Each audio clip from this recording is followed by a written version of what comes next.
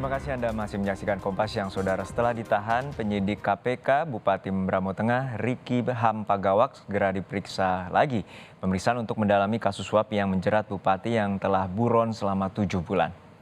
Riki Pagawak terjerat suap sejumlah uang bernilai 24,5 miliar rupiah untuk berbagai proyek pembangunan di Membramo Tengah, Papua. Selain Riki, ada 3 lagi tersangka dalam kasus ini. Riki ditangkap setelah buron selama 7 bulan sejak ditetapkan sebagai tersangka pada tahun lalu.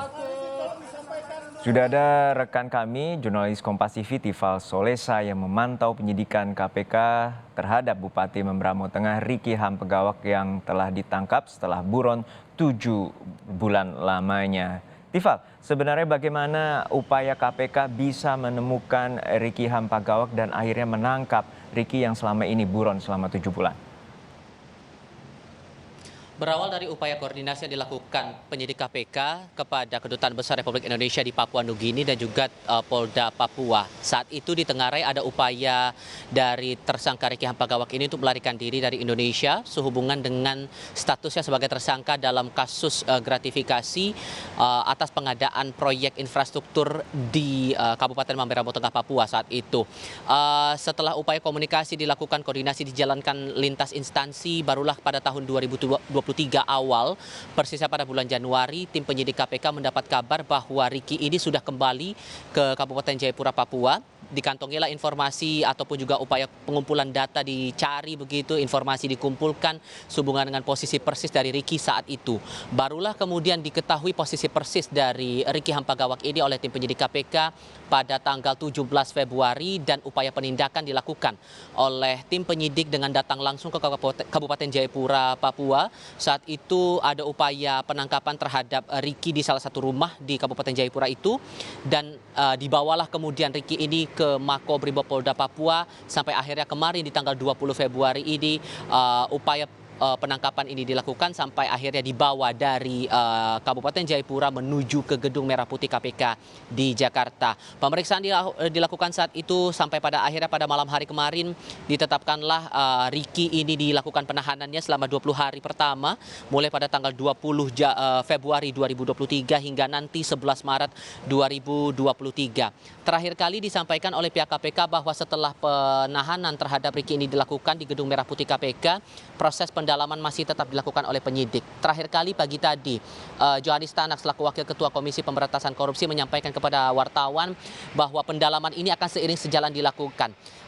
Kami belum mendapatkan detail apakah agenda resmi hari ini akan dilangsungkan pemeriksaan terhadap Riki Hampagawak ataupun juga kepada saksi lain sehubungan dengan kasus ini. Tapi yang jelas proses pendalaman ini akan tetap terus berjalan walaupun kemudian penahanan sudah dilakukan, penangkapan terhadap Riki ini sudah dijalankan oleh Komisi Pemberantasan Korupsi. Termasuk juga tidak tertutup kemungkinan akan ada upaya penggeledahan ataupun juga penyitaan sejumlah aset milik Riki Hampagawak dan juga para tersangka lainnya. Sejauh ini dalam kasus pengadaan proyek infrastruktur di Membramo Tengah ini, selain ada Riki, ada juga 3 nama dari kalangan swasta yang ditetapkan tersangka oleh Komisi Pemberantasan Korupsi. Dan para tersangka ini terutama dalam hal ini Riki Hampagawak dikenakan sejumlah pasal dalam Undang-Undang Tindak Pidana Korupsi, ditambah juga ada dugaan tindak pidana pencucian uang yang dilakukan oleh Riki dalam sejumlah upayanya begitu, sehingga dijerat dengan pasal 3 dan 4 Undang-Undang Pemberantasan dan Pencegahan Tindak Pidana Pencucian Uang dengan pidana atau ancaman pidana maksimalnya adalah kurungan penjara selama 20 tahun dan denda maksimal sebesar 10 miliar rupiah. Juno.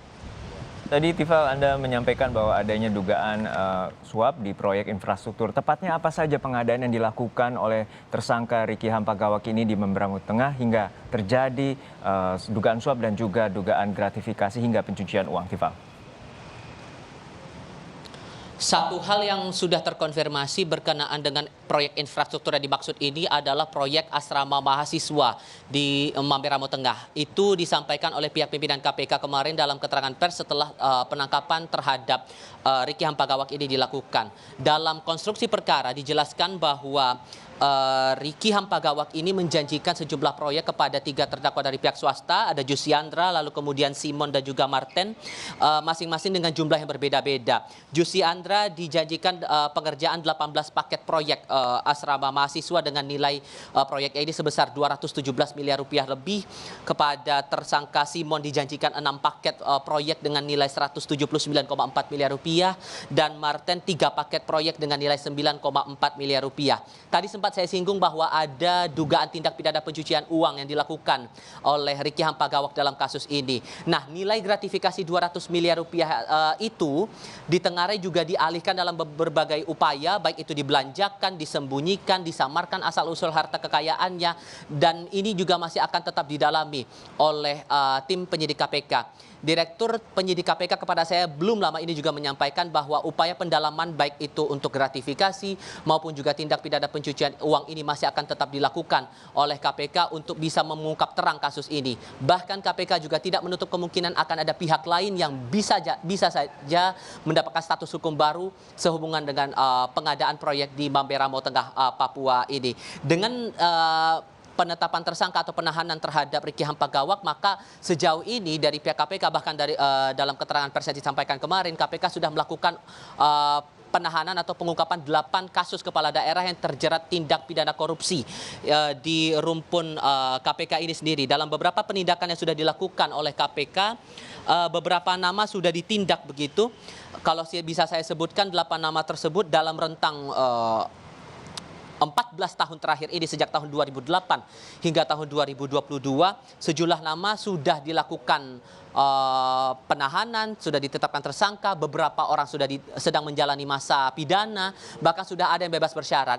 Beberapa nama tersebut Bupati Yapen Daud Soleman Betawi, kemudian Bupati Supiori Jules Fitzgerald Warikar, Bupati Bovendigul Yusak Yaluwo, kemudian nama lainnya ada Bupati Biak Numfor Yesaya Sombuk, Gubernur Papua periode 2006-2011 Barnabas Webu, dia sudah berstatus bebas bersyarat begitu.